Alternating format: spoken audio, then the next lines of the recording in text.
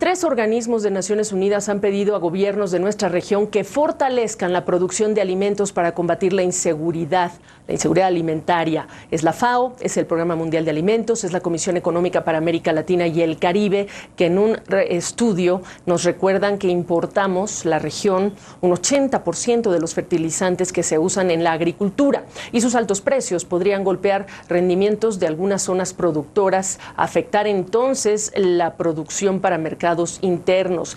Pese a contar con un importante superávit comercial agropecuario, dicen, nuestra región está expuesta a problemas de producción, comercialización y alzas de precios.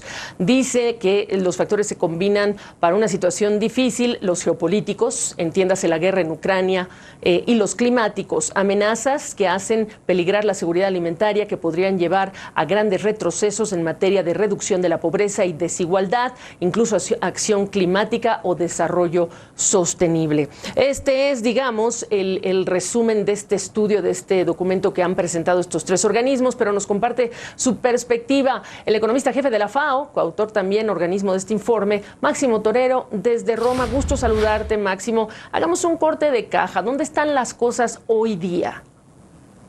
Hola, Gabriela, un gusto estar contigo. Mira, las cosas hoy día están bastante complejas para la región y para el mundo, ¿no? En la región tienes 26 países que son importadores de trigo, tienes 13 países que dependen altamente del maíz importado. No necesariamente de Federación Rusia y Ucrania, porque importan de otros países, pero al subir los precios de los alimentos se ven claramente afectados. Eso es un lado de lo que está pasando. El segundo lado es los fertilizantes.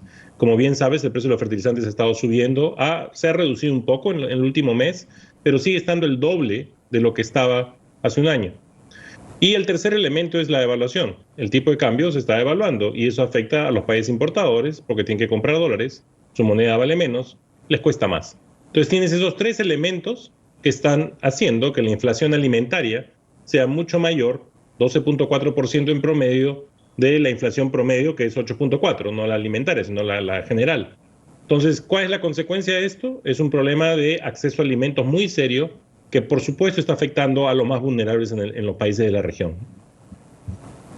Si tuvieras que clasificar justamente por grupos de países en función de la situación que están experimentando, ¿cómo los ordenarías?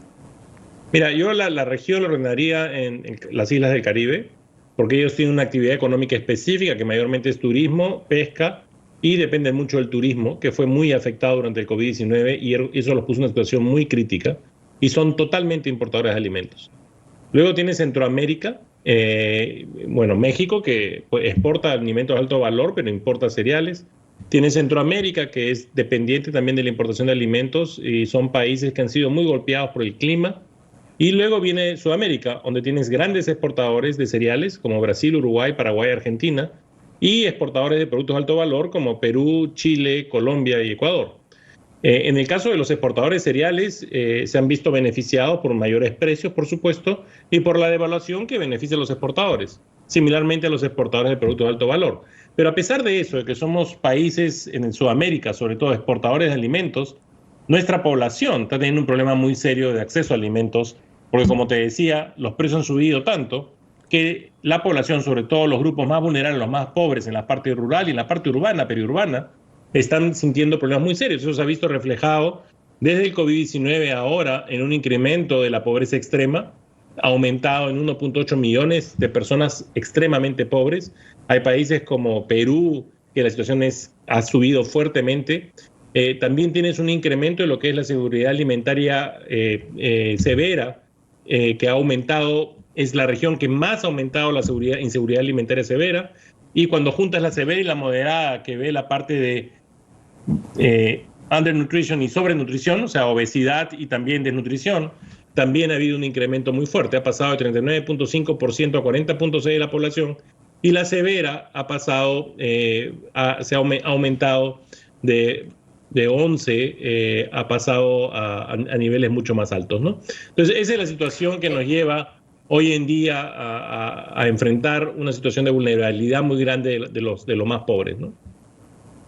Ahora, estamos hablando cuando la Organización Mundial del Comercio, este mismo día también, Máximo, está alertando y pidiendo a los países que dejen de activar restricciones a la exportación. ¿Qué estás viendo en cuanto a países de la región que lo están haciendo o que se están viendo muy afectadas por ello?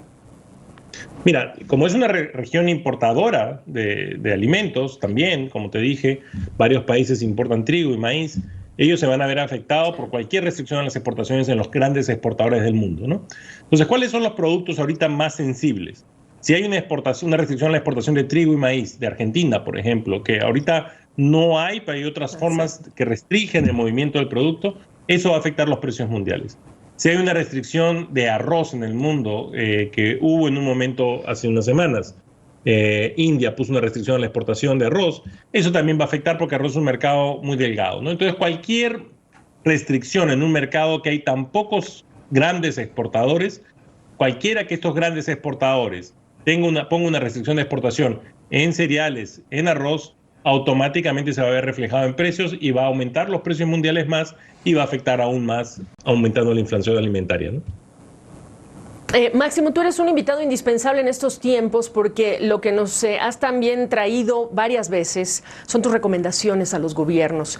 ¿Qué de lo que has recomendado que está en manos de los gobiernos, porque tenemos una situación externa que no depende de ellos por resolver, pero qué sí has visto que han hecho o que no han hecho?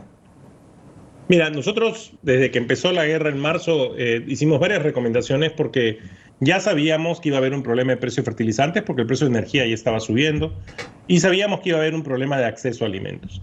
Inclusive durante COVID-19 y la consecuencia de COVID hicimos una serie de recomendaciones. ¿Qué es lo que hemos visto, no? Hemos visto que lo que es la protección social, la región tiene un sistema de protección social bastante avanzado.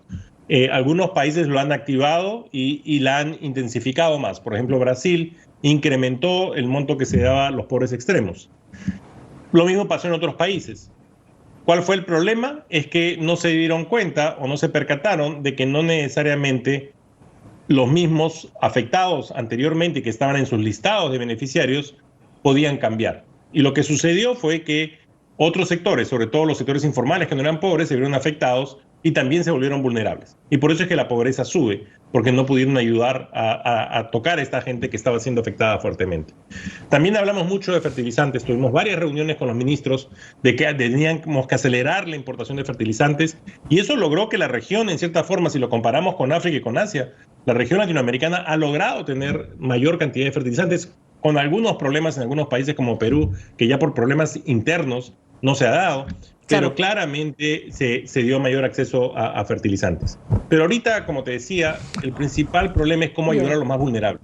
Y ahí es donde está la protección social y una focalización apropiada. Pues seguimos haciendo este llamado, seguimos sumando tu voz a toda la región para que se haga claro de lo que está pues sintiendo esta población y de la urgencia de moverse en esta materia. Máximo, como siempre, agradecidos por la oportunidad de esta conversación.